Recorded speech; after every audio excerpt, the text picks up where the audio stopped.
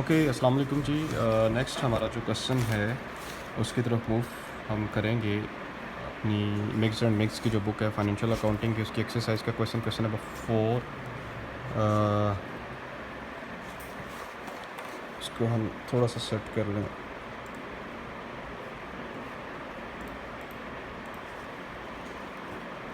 Question number 4 है बेटे। इसमें अब यहाँ पे भी हमारी 2 एंट्रीज हमने पास करनी है।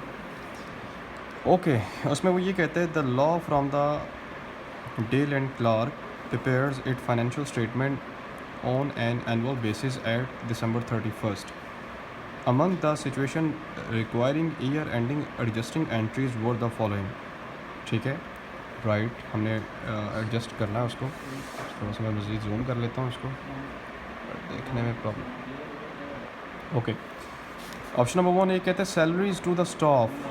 ठीक है, attorneys are paid on the 15th day of each month. हर महीने की 15 तारीख को आप सैलरीज अदा करते हैं।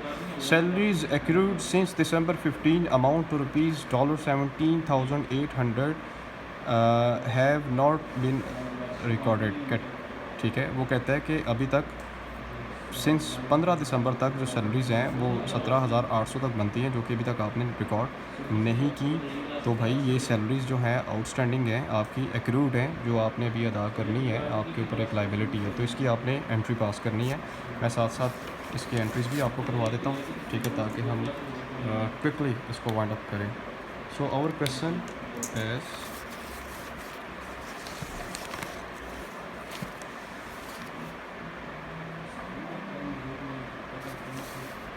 एक्सरसाइज नंबर 4.4 लिख लेते हैं यहाँ पे।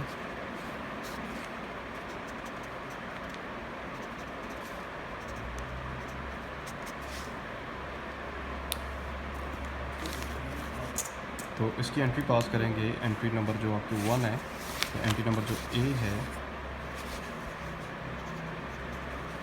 सैलरीज, एक्सपेंसेस,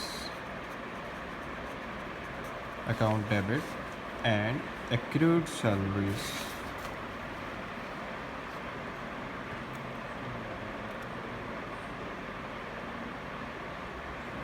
एक्रूड लिख सकते हैं, ये आप आउटस्टैंडिंग लिख सकते हैं।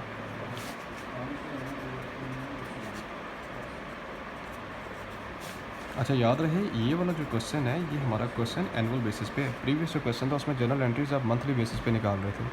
यहाँ पे ये लिखा हुआ बिल्कुल स्टार्ट पे कि एनुअल बेसिस पे। ठीक है, ईयर एंडेड एंट्रीज हैं, और दूसरा जो है वो स्टेटमेंट अपनी बनाता है एनुअल बेसिस पे। तो कितनी सैलरी आपकी आउटस्टैंडिंग है जी? यहाँ पे 17,800 के साथ है।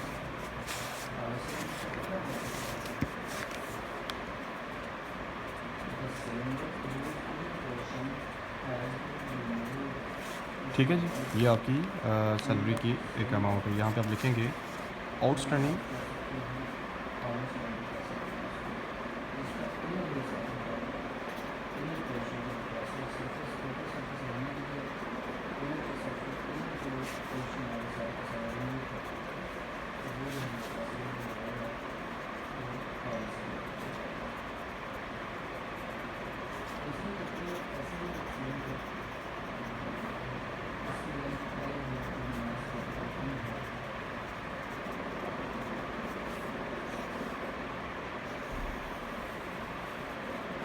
ठीक है जी, मंथ की आपने दिसंबर के महीने की निकाल दी। दूसरी एंट्री अब 20 के अंदर आ रही है जी ऑप्शन। थोड़ा सा मज़ीद इसको मैं जूम करता हूँ ताकि आपको लिखने में आसानी हो।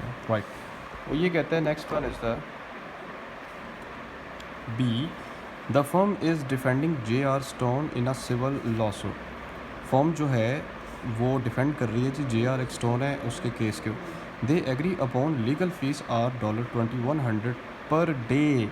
एक दिन की जो कानूनी या लीगल जो फ़ीस है वो कितनी है जी? $2100 है। The trial in the progress, और उसका जो ट्रायल है वो कोर्ट के अंदर अभी चल रहा है। और एक दिन की फ़ीस कितनी हमारी डिसाइड हुई थी कि हम 2100 उससे लेंगे।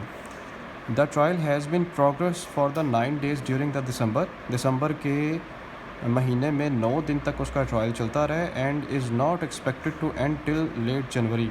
कहता और ये एक्सपेक्ट नहीं किया जा रहा कि वो जनवरी तक ख़त्म होगा। ठीक है, no legal fees have yet been billed to the Stone, legal fees are recorded in the account entitled legal fees earn. ठीक है, अब कहते हैं जी आपने इस अकाउंट को नाम क्या दिया, लीगल फ़ीस अर्न के नाम से।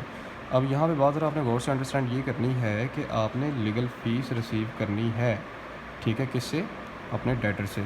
और दिसंबर के महीने की, क्योंकि हमारा ताल्लुक़ सिर्फ़ और सिर्फ दिसंबर के महीने का है के साथ है, क्योंकि यहाँ पर जो ऊपर बात चल रही है वो दिसंबर की बात चल रही है ना, कि on the annual basis at December 31st।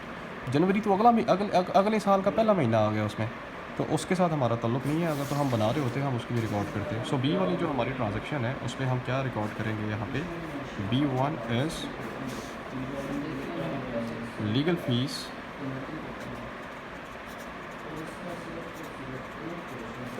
Receivable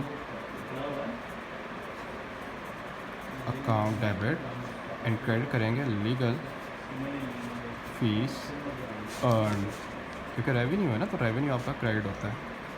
कितनी बनती है सर, 2100 थी, मल्टीप्लाई बाय 9 डेज़ तक दिसंबर के महीने में केस चलता रहा।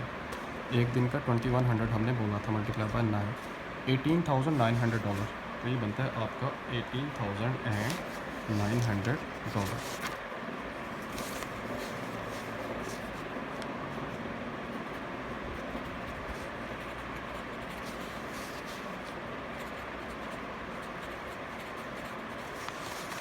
Legal fees for the month of December is recorded. Legal fees for the month of December is recorded.